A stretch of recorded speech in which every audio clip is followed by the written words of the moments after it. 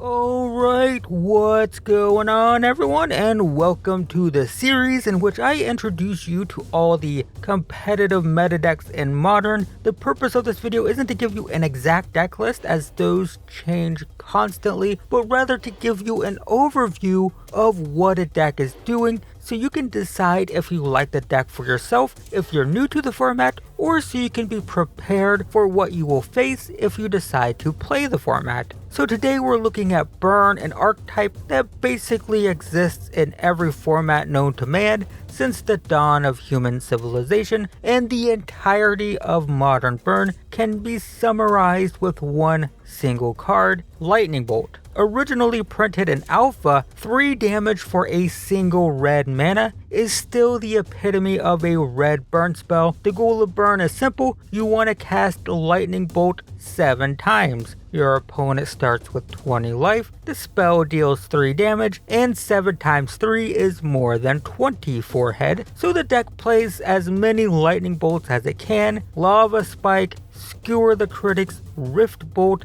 these are all capable of dealing 3 damage for that same 1 red mana. A Lava Spike can't target creatures, which is not a big deal because you're always trying to kill the opponent anyway. Skewer requires you to deal damage with another spell first, and Rift Bolt needs to be suspended and it takes a turn to resolve. But ultimately, they are 3 damage to the face for 1 red mana. That's all that matters. The deck also plays Skull Crack and Searing Blaze, which are a little bit more expensive but come with some upside. Skull Crack will nullify an instance of life gain. You can cast it with a life gain trigger on the stack. The Skull Crack will resolve first and it will fizzle the life gain, and this is huge because Burn's worst nightmare is life gain. You never want to see life gain when you're playing Burn, so that's nice. Searing Blaze will deal 1 damage to a creature and the opponent unless you play a land, and then it deals 3 damage to each instead. So this is pretty useful because it allows you to race creature based aggro decks, because you can kill off one of their aggressive threats and also continue to burn their face.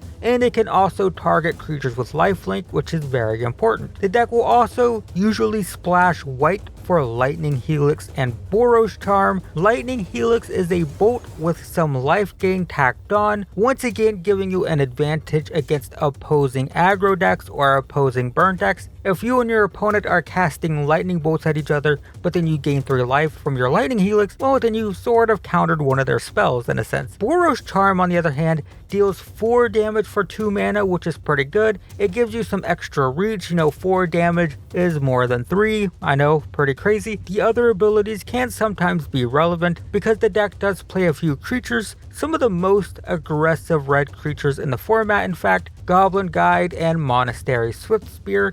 So Goblin Guide is a 2/2 with haste for just 1 mana. So first turn, sometimes before the opponent has even had a turn, you're attacking for 2. Pretty great. It does have a drawback in that it will sometimes give the opponent free lands off the top of their deck, but a Burn player is hoping to just end the game before that matters, and Goblin Guide definitely helps with that. It can sometimes deal 4, 6, maybe even 8 damage by itself before the opponent can stabilize, and that's very relevant. The Swiftspear, also very aggressive. Once again, it has haste, so you're attacking sometimes before the opponent has even taken a turn. And then it has Prowess, which sort of just adds 1 extra damage to all your bolts. Imagine this scenario, right? Turn 1, you play Swiftspear, you attack for 1, they go to 19. The opponent plays like a tap land, right? It's their first turn, whatever.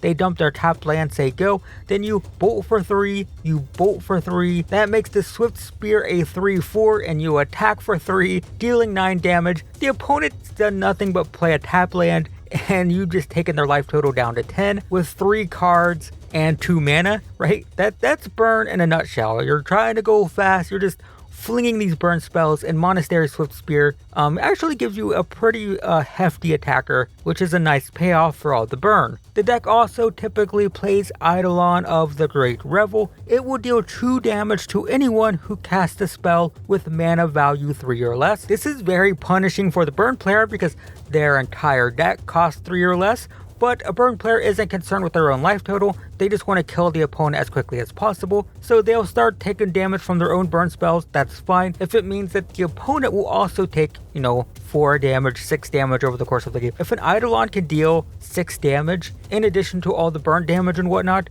that's very good for the burn player. They don't care if they take 6 to 8 damage, because the opponent isn't going to attack a burn player as fast as the burn player is going to wipe out the opponent's life total, so they don't care if they take some damage from their own Eidolon, so long as the opponent just dies fast, which Eidolon helps with. It should also be noted that some decks have Lurrus as a companion. The idea is just, it's free basically. Every card in the deck costs 2 mana or less, so Lurrus, not a big deal. Add it to your sideboard, get a free 3/2 every once in a while. Maybe it's relevant, maybe it's not. It's kinda whatever. Also, you may occasionally see Flame Rift or Grim Lavamancer. These are less common, but Flame Rift deals 4 damage to both players, and this one, just as I'm recording this anyway, it just came out with Modern Horizons, so not every player plays it, and we don't know for sure if it's gonna last. People are trying it now. We'll see if it holds up over time. And Grim Lavamancer used to be a very important card in the deck, not so much now, but you might see it every once in a while. It just allows the deck to grind, because it can start dealing damage out of its graveyard. So if the game goes long and burn starts gassing out, Grim Lavamancer can just give you some reach